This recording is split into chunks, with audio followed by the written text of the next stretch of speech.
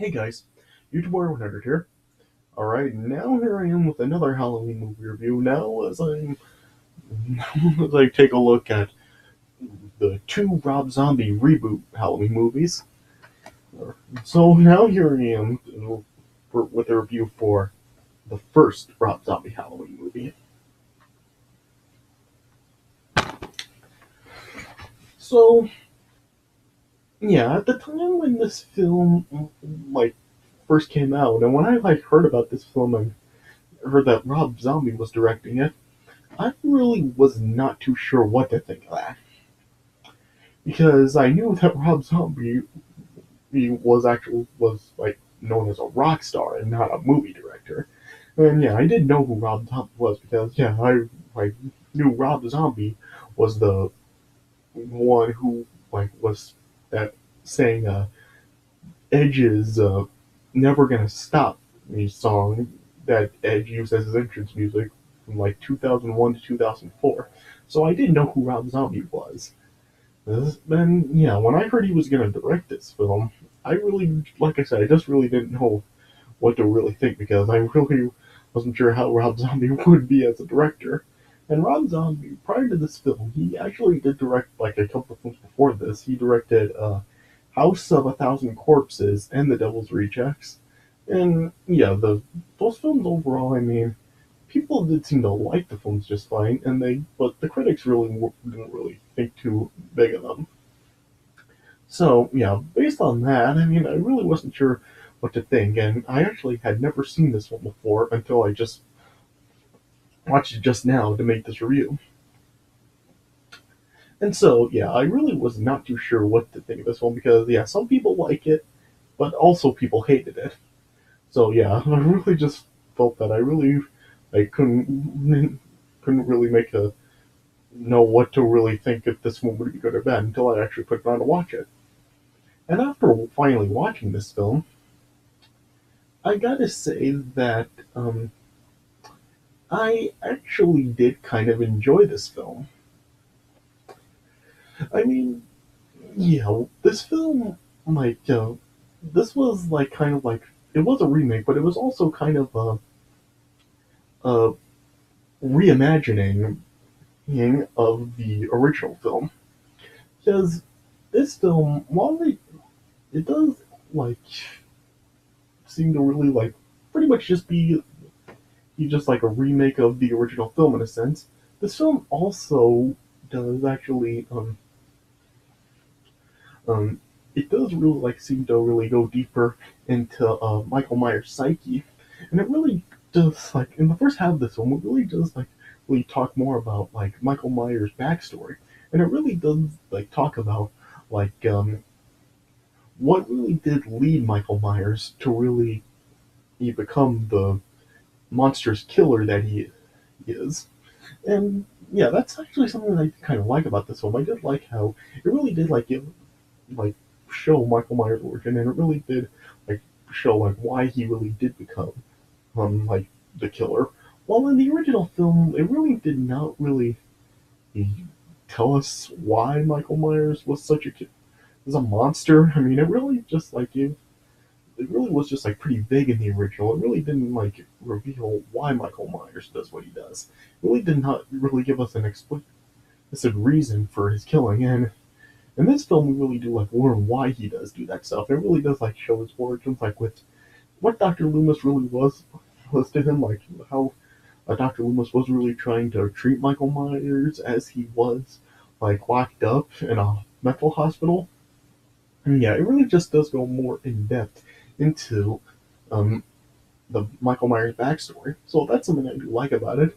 Yeah, and that's pretty much how it was. In the first half, it really does talk about Michael Myers' backstory, while in the second half, it really is basically just the exact same premise of the original film with him just after Laurie Strode.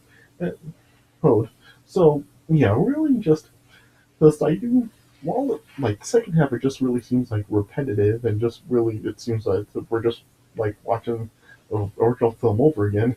The first half of this film, I actually really do think it is actually done pretty well, and I think it does work. I mean, yeah, I watched the Nostalgia Critic's review for this movie that he made last year, and he actually said that he thinks that, well, at the time this was like the second best Halloween movie, and for me, I don't really think it is as good. Well, obviously not as good as the original, but yeah, and I would still probably even put the first sequel over this movie as well. But yeah, as far as like every other one, I mean, yeah, I actually would say that this was probably at the time this was probably the third best Halloween movie. I mean, I really would like place this ahead of all of the other original sequels. So yeah, I really would actually say that it is probably one of the better Halloween movies. I mean, if you actually do put on this film, I mean, like I said, I mean, I would probably say you would only I would probably only recommend watching the first half of this movie where it does actually talk about Michael Myers' backstory. Or if you really are interested in really like seeing what really drove him to kill rather Hill and just really like pretty much just like watch him as a kid pretty much, and then after that I think you really wouldn't need to watch the rest of it because really just the rest of it is pretty much just like I said, it's just pretty much the premise of the first film over again. I mean, it does do like a kind of like a few things differently than what the original film did when it does actually pretty much just go through the premise of the original film, but yeah, overall I think really just the first half of this film is really the what there is that you really haven't seen from this franchise already. So yeah, that's really just my take on it. Really, just pretty much just watch the second half and really just pretty much just like call it quits like right after Michael Myers like pretty much just he escapes to the sanitarium and goes back to Haddonfield.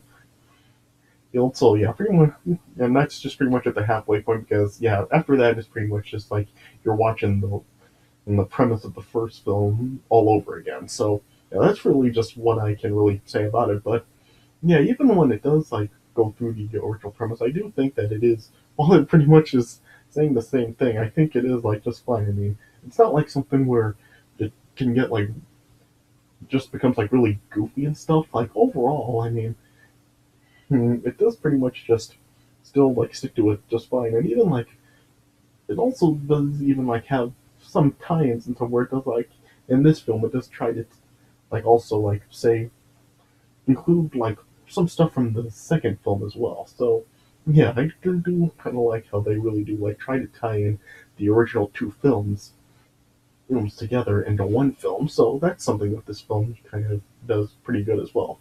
So overall, I do think that it is. Uh, I don't know if I can really say it's good, but yeah, I would say like with the first half of this film, like telling the just Michael Myers' backstory, I do think that it is told pretty well. So I would say it is I would say that it is a decent film and it is worth a watch. I guess. I mean, I don't think it is. It does quite deserve the all the hate that this film gets. I mean, yeah, some people have just like completely hated on this film, just calling it like pointless and just like there really was not any reason for it to exist and just like get kind of silly. And well, I do think that that is kind of like true to an extent. I do think that with what this film was like expected to be, and people just thinking that Rob Zombie really couldn't do something like this, I do think that Rob Zombie did do the best job that he could with this. So for that, I would say that this film probably is definitely worth a watch, at least the first half anyway. So I would give this film probably like 2.75 stars out of 4. I do think that it is a solid film. So yeah, I do think that the first half of this film is really worth a watch. All right, so yeah, let me just talk about the film. Yeah, yeah, I'm probably just gonna like talk mostly just about the first half about Michael Myers' backstory, and not really like talk really about the second half, which because like I said, it's just pretty much like the premise of the original film, and I've already reviewed the original film. So yeah, if you watch my review for the original film, it's basically like what is in this film in the second half. So yeah, really just what I'm really gonna mainly focus on just the first half of the film with Michael Myers' backstory with him as a kid. All right, so yeah, let me just talk a little bit about that. All right, so as the film opens up, it shows that um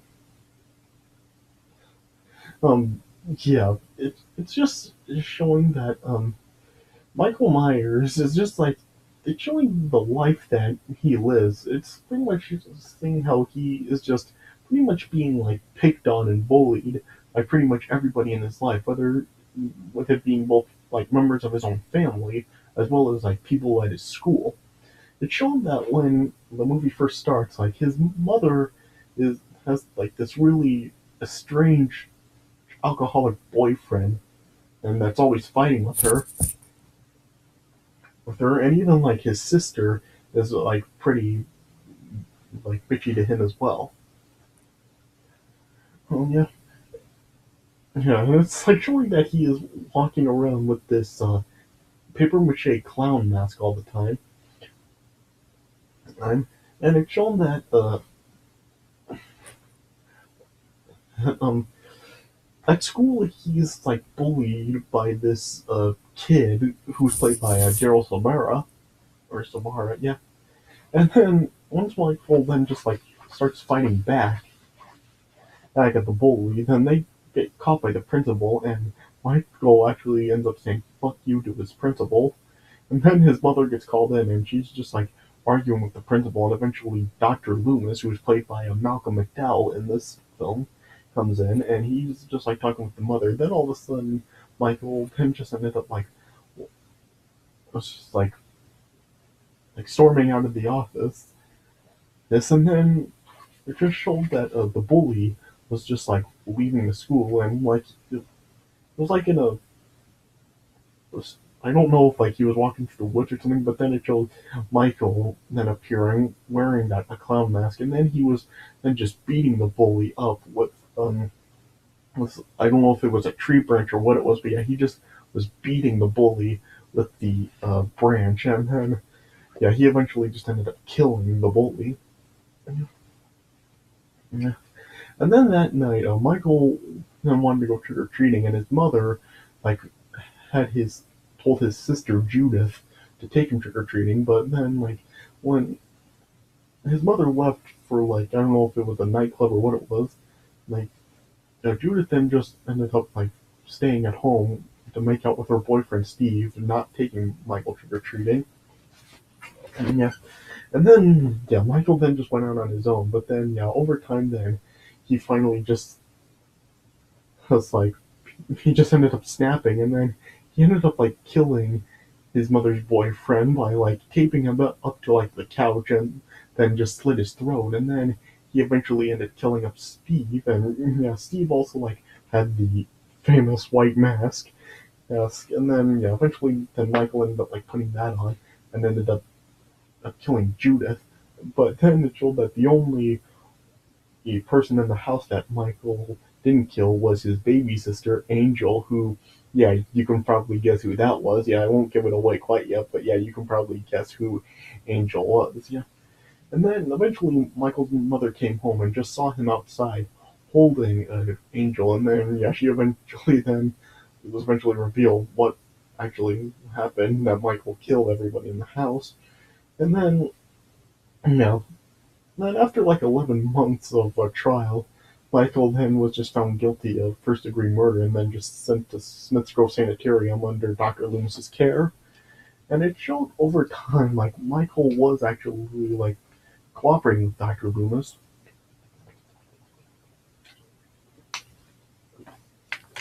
And Dr. Loomis really did seem to bond very good with Michael, as well as this guard or worker who worked at the sanitarium, played by Danny Trujillo.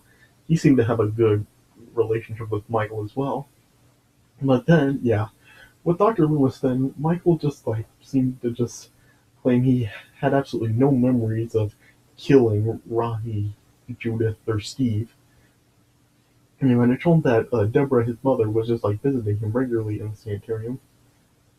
And it was just showing how Michael was really just like fixed fixated on those paper mache masks, and it was just basically like making him just like withdraw all from absolutely everybody that was around him, including his mother. And one day, after his mother ended up like leaving from a visit, there was a nurse that was like talking with Michael, and he just ended up like killing the nurse and stuff. And yeah, it just showed that Dr. Loomis and Deborah just like came back to the room Michael was in, and it just showed that Michael was just like going berserk, and then just yeah, eventually just back home, like Deborah just like could not stand, could not take any more of the situation with how Michael was, and then she just ended up killing herself by shooting herself somehow. Yeah, they didn't. It wasn't actually shown on screen her shooting, so it wasn't. It's not known if she like shot herself in the head, if she just shot herself like in the chest, or what she did. But yeah, she just ended up like shooting herself somehow. Yeah, and then yeah, and then it just showed like over the course of like the next 15 years, just Michael was like just continuing to make masks, and over that time he was not speaking to anyone at all. And then eventually, during a visit from Dr. Loomis, is Dr. Loomis then just like told Michael that he just had to move on now, and he just ended up like closing the case with Michael. Like, well, yeah. And at one point, as there were like guards like escorting Michael or someplace, I don't know if like they were like gonna transfer him or taking him into another room or what they were doing, but then Michael then just ended up like attacking multiple and he, which included that guard played by Danny Trujillo. Yeah, and he ended up escaping from the sanitarium. And then he ended up like killing a trucker who was played by Ken Foree, who you may know him as the dad from Keenan and Kel, Keenan's dad. Yeah, yeah, yeah, and yeah, he ended up taking the clothes and then went went back to Haddonfield. And then yeah, Michael eventually then like arrived back at his childhood home, and then it showed that he recovered the knife and the white mask that was kept under the floorboards after he killed his sister.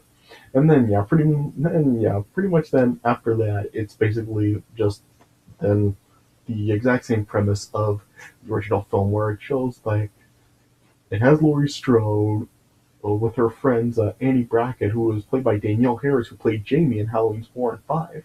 So yeah, I thought that that was kind of interesting that they got an actress from the original series to be in this film. So I thought that was interesting. Yeah, yeah, and Linda. They were preparing for Halloween, and yeah, that night Laurie was going to babysit Tommy Doyle. And yeah, it showed that throughout that day, Michael was stalking Laurie, and then and yeah, it showed then Linda was like making out with her boyfriend Bob in Michael's home, and then yeah, Michael ended up like killing them, and then yeah, I went to the Strode home. Yeah, Laurie's parents are actually like in this film at a point where yeah, like in the original film, it like showed her father briefly, but I don't think we actually ever did see Laurie's mother in the original film. Yeah, and yeah, Michael ended up killing them, and then yeah, eventually Dr. Loomis found out about Michael's escape, and then went to Haddonfield to find him, and then warned the sheriff, who was played by Brad Dourif, who plays Chucky in the Child's Play or Chucky movies. Yeah, yeah, and then yeah, they just went like search for Michael throughout the town, and then yeah, over time, like Brackett explained to Dr. Loomis that Lori is Michael's baby sister, and she was adopted by the Strodes following the suicide from Deborah. And then yeah, well, of course, then as Lori was babysitting Tommy, Annie was babysitting Lindsay Wallace, and then yeah, she brought Lindsay over to Tommy's house for Lori to watch her, and so she could make out with her boyfriend Paul. And yeah, they were making out, and eventually Michael killed both Paul and then attacked Annie, and then Then yeah, at one point then Lori then was like bringing Lindsay back home, and then they found like Annie's injured body on the floor.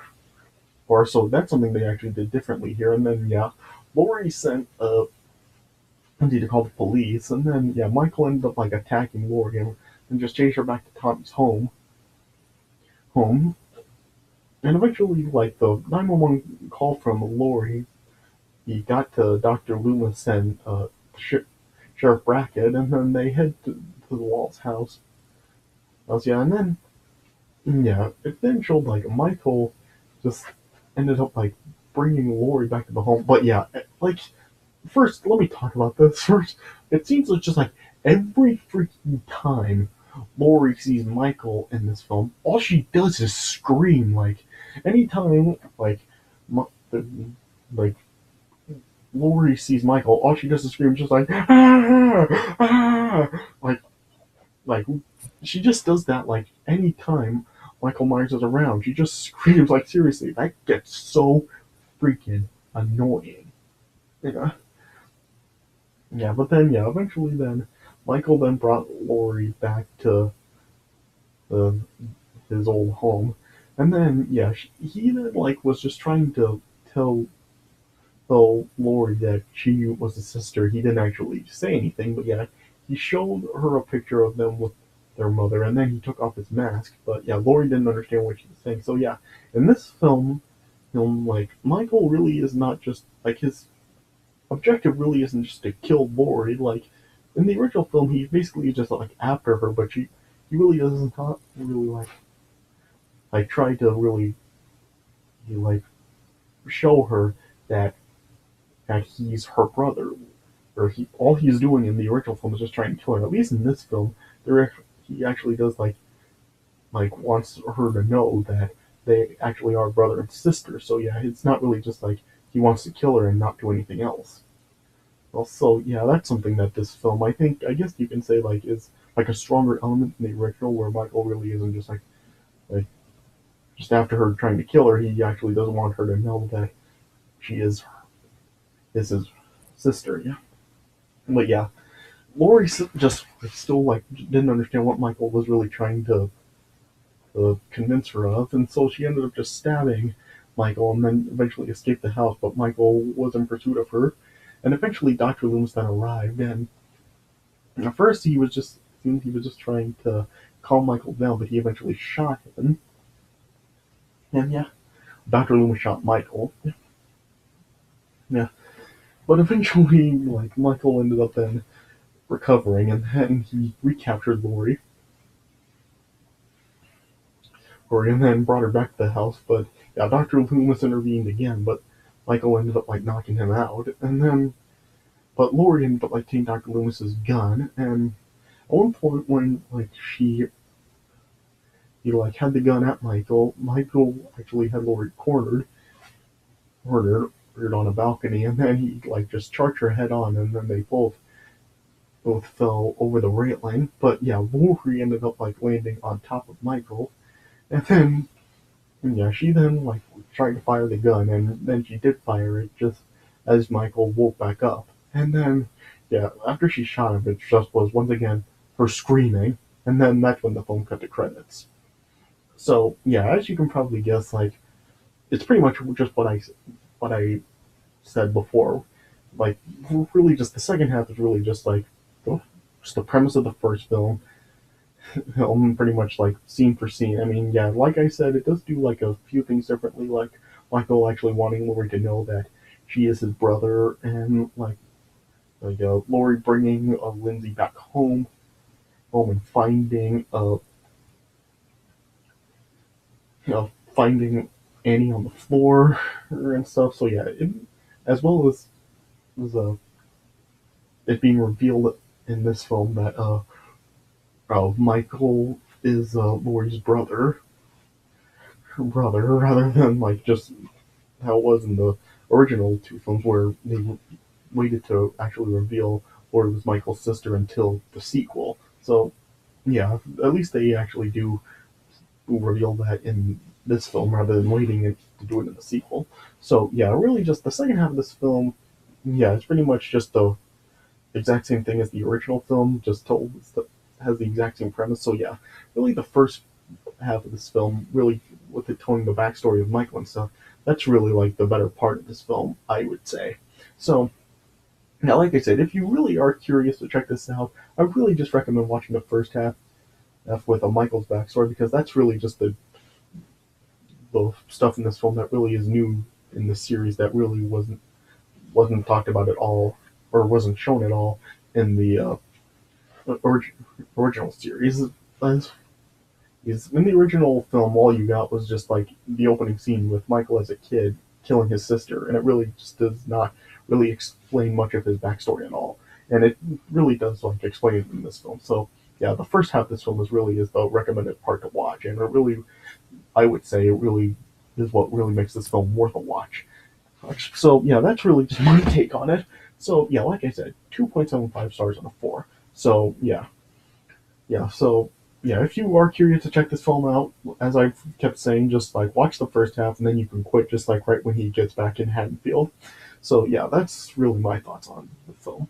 Okay, so I guess that's all I really have to say about it. Well, yeah, and also like the way this film ended with just like Laurie shooting Michael, it really just didn't make it like it just like it didn't really just it wasn't its way of just really telling us straight up of that there would be a sequel like how the original film ended. At least like it didn't really like just pretty much just tell you there would be a sequel, even though like it did get a sequel. But yeah, I'll get into that next time.